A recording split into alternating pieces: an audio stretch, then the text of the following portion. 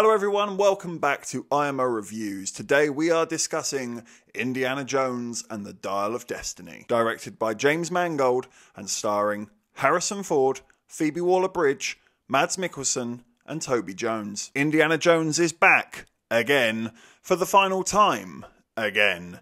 And this time he's got to get a MacGuffin before the baddies do. Again. Before we get into this movie, I feel like I should mention that I like and respect the Indiana Jones trilogy. Yeah, I said it. What are you going to do about it, Crystal Skull? More like Crystal Dull. They're great movies, some of the best, definitely must-sees. Raiders is in the IMO Hall of Fame. But that being said, I've never been obsessed or that compelled by the franchise. My personal favourite was always Temple of Doom, which seems to be most people's least favourite, but for me it's the one I remember the most. The monkey brains, the chase in the mines, the heart being pulled out, that's some pretty wild stuff to see when you're 9 years old. You're damn right that's going to stay with you. But what about Dial of Destiny? Is it as bad as they say it is? Well, I do have some surprising positives. I do think the score is very good. John Williams does what he does best, and it is great to hear that theme in triumphant form once again. Some of the action is okay. There's certainly a good amount of it to keep you entertained in this 2-hour, 20-minute long runtime. It does sometimes have that James Mangold feel to it, but it is inconsistent. The performances are okay. Nobody's awful, but nobody's excellent either. It was a bit of a mixed bag for me when it came to Phoebe Waller-Bridge and Harrison Ford as a team up. There were brief moments here and there where I thought, oh, that had charm, that worked. But 90% of the time it just didn't, and it felt incredibly awkward and just a bizarre matchup, to be honest with you. But getting back to the positives, Mads Mikkelsen takes one hell of a hit in this movie, and my god, I howled with laughter. I'm not entirely sure if I was meant to, didn't hear anybody else laugh, but absolutely killed me. Easily, hands down, my favourite scene in the movie. But sadly, that is it for the positives, and it's time to get into quite a big list of negatives. I personally found Dial of Destiny to just be a total tonal mess. It wants to be an old school young Indiana Jones movie, but then it also wants to be a modern day Indiana Jones movie. Then it has a brief period in the middle where it turns into James Bond, and then it starts just harkening back to its nostalgia and saying, hey, do you remember that? It really is all over the place, and I wish this movie would just pick a lane. It feels very sloppily put together and extremely rushed in a slapdash way. The further we get into this plot, the more nonsensical it becomes. It really is such a member berries movie. There is this whole portion in the second act where they are just ticking off the list of Indiana Jones nostalgia. Remember this character? Do you remember this moment in that much better movie? Yeah, I do.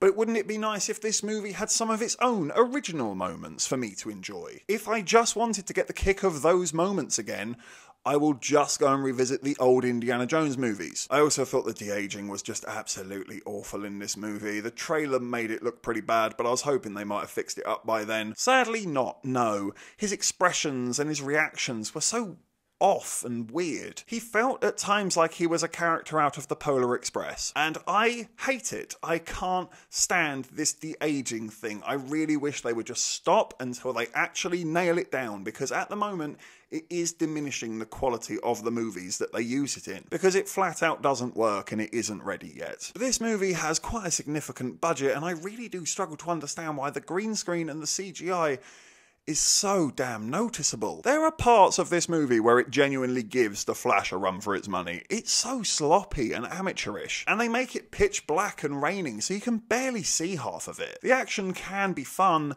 but it's just so stupid. There are no stakes in this from start to finish. Indy is literally bomb-proof in this movie. It's ridiculous. Why should I care? How am I meant to fear for our heroes in this dangerous plight when you're literally blowing up a bomb in their face in the first 5 minutes and he hasn't even singed an eyebrow? You're basically telling me straight away not to care about this movie. How am I meant to? He's gonna be fine. Gee, I'm really gonna be on the edge of my seat for the next 2 hours and 15 minutes now. It's like they're not even trying. The writing is so convenient. This movie is so sloppy in pretty much every single regard. There's absolutely nothing that it aces. It's written poorly. It fails to justify its existence. It's a cash grab, and it feels like one. And I am really tired of heroes being brought back from the dead just to be crushed into nothingness. Let this end, please. The Last Crusade was the perfect ending. They need to change the title of that movie. They need to call it The Third Crusade. Let things go. Let the happy memories remain happy. Because all we seem to endlessly be achieving here is a lazy arsewipe besmirching of nostalgia. And we're falling into a repetitive cycle of it here. The Little Mermaid, Pinocchio, Indiana Jones, Moana is getting a live action in a few weeks or months. I don't know when the hell it's coming out. That's going to be misery. What's really sad is if you actually just made a good movie, you'd still make a lot of money. People don't pay for shit that they don't like, but they will pay for things that they love. It's a mental concept, I know. I really am a revolutionary. If only studios could figure it out. Or even better, just actually care about making movies again rather than just churning them out like a McDonald's meat grinder. You may have already guessed it, but Indiana Jones' Dial of Destiny is absolutely getting a 1 out of 10.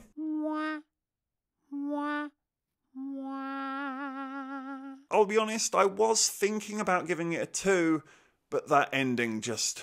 We can't. No.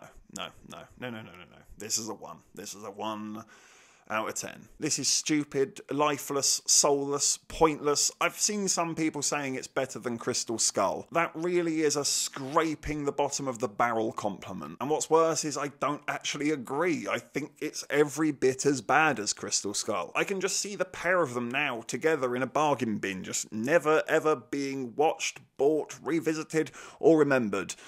And if they are, it won't be fondly. Thank you for watching this review. Please be sure to hit that like button and hit the subscribe button if you haven't already. And please be sure to hit the comment section as well. Have you seen Indiana Jones and the Dial of Destiny?